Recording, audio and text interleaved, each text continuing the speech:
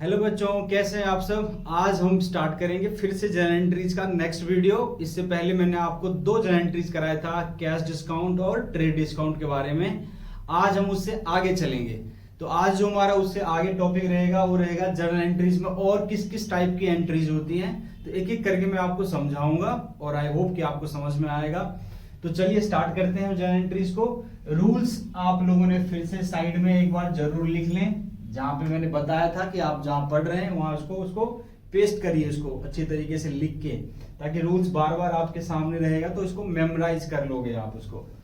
Next entries जो cash discount और trade discount के बाद आएगा हमारा, और नेक्स्ट एंट्रीज मैंने ले रखे हैं जैसे कि गुड्स परचेज्ड इन कैश। तो जब गुड्स को हम कैश में खरीदते हैं तो कैसे इस पे रूल अप्लाई करेंगे और कैसे इसको सीखेंगे। देखो, जब भी आप गुड्स खरीदते हो तो आपको दो चीजें, मैंने बोला था हर ड्यू रेस्पेक्ट है, एक चीज डेबिट होगा एक चीज क्रेडिट होगा। तो क्या डेबिट क्या क्रेडिट, उसके लिए आपको इस ट्रांजैक्शन से दो अकाउंट ढूंढने हैं। तो दो अकाउंट क्या होंगे, गुड्स परचेज इन कैश, तो इसका मतलब कंपनी का कैश चला गया, आउटफ्लो हो गया। कैश तो आपका हो गया डिक्रीज, कंपनी का कैश क्या हो गया डिक्रीज। और गुड्स परचेज क्या है, तो गुड्स परचेज क्या है, तो गुड्स आया होगा। और जब भी हम गुड्स परचेज करते हैं तो सिंपली हम परचेज वर्ड यूज करते हैं, सिंपल परचेज। परचेज का मतलब ही है कि आपने क्या खरीदा है, गुड्स। लेकिन जब भी हम एसेट खरीदेंगे तो एसेट का नाम वर्ड यूज करेंगे। लेकिन जब भी हम गुड्स खरीदेंगे तो उसके लिए हम क्या वर्ड यूज करोगे, ओनली परचेज। परचेज का मतलब ही आपने क्या खरीदा है, गुड्स। अच्छा, कैश तो डिक्रीज हो जाएगा लेकिन परचेज तो आपका इंक्रीज हुआ है। तो ये दो चीजें ढूंढ लिया कि सर एक तो कैश अकाउंट है, एक परचेज अकाउंट है। कैश डिक्रीज मतलब एसेट्स डिक्रीज। एसेट्स डिक्रीज मतलब अब रूल देख लो, एसेट डिक्रीज होता है तो क्या होता है हमारा, एसेट डिक्रीज होगा तो क्या होगा हमारा क्रेडिट। इसलिए इस एंट्री में कैश क्या होगा हमारा क्रेडिट। परचेज क्या होता है उन पांचों में से, परचेज होता है एक्सपेंस। और एक्सपेंस अगर इंक्रीज हो रहा है तो इंक्रीज होता है, तो एक्सपेंस अगर इंक्रीज होता है तो क्या होता है हमारा वो डेबिट। इसलिए यहाँ पे डेबिट क्या हो जाएगा आपका परचेज। तो एंट्री फॉर्मेट मैंने आपको पिछली क्लासेस में बता रखी थी, तो मैं फॉर्मेट को नहीं करता, आपको सीधा समझाता हूं। Purchase account debit to cash account, to cash account. Simple कि भाई परचेज डेबिट क्यों हुआ, क्योंकि वो एक्सपेंस इंक्रीज हो रहा है। और एसेट्स क्रेडिट क्यों हुआ, क्योंकि कैश जो था, एसेट जो था वो डिक्रीज हुआ है। तो एसेट डिक्रीज क्या होता है, वो क्रेडिट होता है। इस तरीके से आपको एंट्री हो गई इसकी। और इसकी नरेशंस क्या लिखोगे, being goods purchased in cash, goods purchased in cash, ये वर्ड हो जाएगा हमारा। बीइंग से मैंने बोला था आपको नरेशन स्टार्ट करना है। अच्छा, अब नेक्स्ट एंट्री पे आते हैं, गुड्स परचेज्ड ऑन क्रेडिट।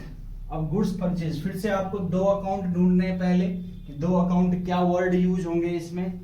तो एक तो आपको इस बार परचेज तो हुआ है तो परचेज इंक्रीज तो होगा, चाहे आप क्रेडिट में खरीदोगे चाहे आप कैश में खरीदोगे। तो परचेज जब भी इंक्रीज होगा मतलब एक्सपेंस इंक्रीज हो रहा है, एक्सपेंस जब भी इंक्रीज होगा तो क्या होगा, वो डेबिट होगा। सेम चीज इस बार कैश में नहीं खरीद के लाए, इस बार किस में खरीद के लाए, उधार में। क्रेडिट का मतलब उधार में परचेज करके लाए हो, तो इसका मतलब जिससे भी आप परचेज करके लाए हो उसको अभी पैसा आपने देना है। तो आपके लिए एक लायबिलिटी बन गई। उस लायबिलिटी को क्या बोलते हैं हम, क्रेडिटर। उस लायबिलिटी को क्या बोलेंगे, क्रेडिटर। जब भी आप गुड्स परचेज करोगे क्रेडिट में तो एक लायबिलिटी क्रिएट हो जाएगी, उस लायबिलिटी का नाम क्या होगा, क्रेडिटर। अब क्रेडिटर हमारी क्या होती है, लायबिलिटी। और लायबिलिटी जब भी इंक्रीज होगी तो क्या होगा, वो क्रेडिट। क्योंकि आप गुड्स परचेज करोगे तो आपकी लायबिलिटी बढ़ रही है, पहले नहीं थी, आपने खरीदी है आपने उधार में तो आपको पैसा देना पड़ेगा, यानी लायबिलिटी इंक्रीज हो गई।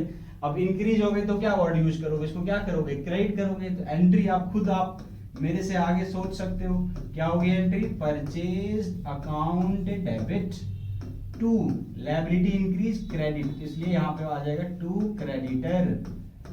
Creditor account. तो ये हो गई इसकी journal entry, purchase account debit to creditor account. Simple है, आपको ये चीजें रटनी नहीं है, आपको ये चीजें जो है समझना है। हर एक अकाउंट में ऐसे समझाऊंगा, आपको भी 8-10 क्वेश्चंस में इस तरीके से सोचना है कि दो अकाउंट कौन से खुलेंगे, दो अकाउंट इंक्रीज होगा या डिक्रीज होगा, इस तरह से आपको सोचना है, करेक्ट। चलिए नेक्स्ट स्लाइड पे चलते हैं। हमारा नेक्स्ट आता है एसेट्स परचेज इन कैश। अब आपने एसेट खरीदा, गुड्स नहीं खरीदा, एसेट खरीदा। एसेट्स जब भी खरीदेंगे किस में खरीदा हमने, कैश में। तो सर कैश तो गया, ये तो बात समझ में आ गई, कैश तो डिक्रीज कर गया। अब आपने जो भी एसेट्स खरीदा हो, land and building, furniture, plant and machinery, जो भी एसेट्स खरीदोगे तो कंपनी के लिए वो एसेट्स क्या हो जाएगा, इंक्रीज कर जाएगा। और ये एसेट्स इंक्रीज होता है तो क्या होगा, डेबिट। कैश भी किसका पार्ट है, एसेट का। और एसेट्स जब डिक्रीज होता है तो क्या होता है, वो क्रेडिट। इसलिए यहाँ पे डेबिट क्या होगा, एसेट्स, और क्रेडिट क्या होगा, कैश। अब जो मर्जी एसेट हो तो मैं उसका, अगर आपको फर्नीचर खरीदना है तो furniture account debit, land and building खरीदा है तो land and building account debit to cash account. ये होगी आपकी एंट्री। क्या डेबिट क्या क्रेडिट, यही तो समझना है, और क्या समझना है। तो एसेट्स बढ़ा, एसेट्स डेबिट, कैश जो भी एसेट है लेकिन वो घटा, डिक्रीज कर गया क्योंकि आपने पेमेंट देके खरीदा है तो क्रेडिट हो गया। अब देखो एसेट्स परचेज ऑन क्रेडिट, इस बार भी आपने एसेट्स खरीदा है। एसेट्स खरीदा है तो कंपनी के लिए तो एसेट इंक्रीज करेगा, लेकिन इस बार कैश में नहीं खरीदा, किस में खरीदा है, क्रेडिट में। क्रेडिट में खरीदेगा तो आपकी एक लायबिलिटी बन गई, लायबिलिटी बन गई। अब ये लायबिलिटी जो होगी आपके पास, जिसको हम क्या बोलते हैं, क्रेडिटर। Creditor for assets. जब भी आप एसेट्स क्रेडिट में खरीदेंगे तो आप उसको क्रेडिटर वर्ड नहीं यूज करोगे। क्रेडिटर वर्ड यूज तभी होता है जब गुड्स खरीदी जाती है क्रेडिट पे। जब भी एसेट्स खरीदेंगे तो हम क्या लिखेंगे, क्रेडिटर फॉर एसेट्स अकाउंट, या आप इसको एक वर्ड और है इसके लिए, इसको क्या बोलते हैं, वेंडर अकाउंट। वेंडर अकाउंट, तो वेंडर अकाउंट का भी वर्ड यूज कर सकते हैं। तो इसकी एंट्री होगी assets increase debit, liability increase तो क्रेडिट। तो एंट्री क्या बनेगी आपके पास, assets account debit to creditor for assets, या आप इसको और क्या बोल सकते हो, vendor account, vendors account. Normally हम क्रेडिटर, सिर्फ क्रेडिटर वर्ड तभी यूज करते हैं जब गुड्स हमने खरीदी हो क्रेडिट में।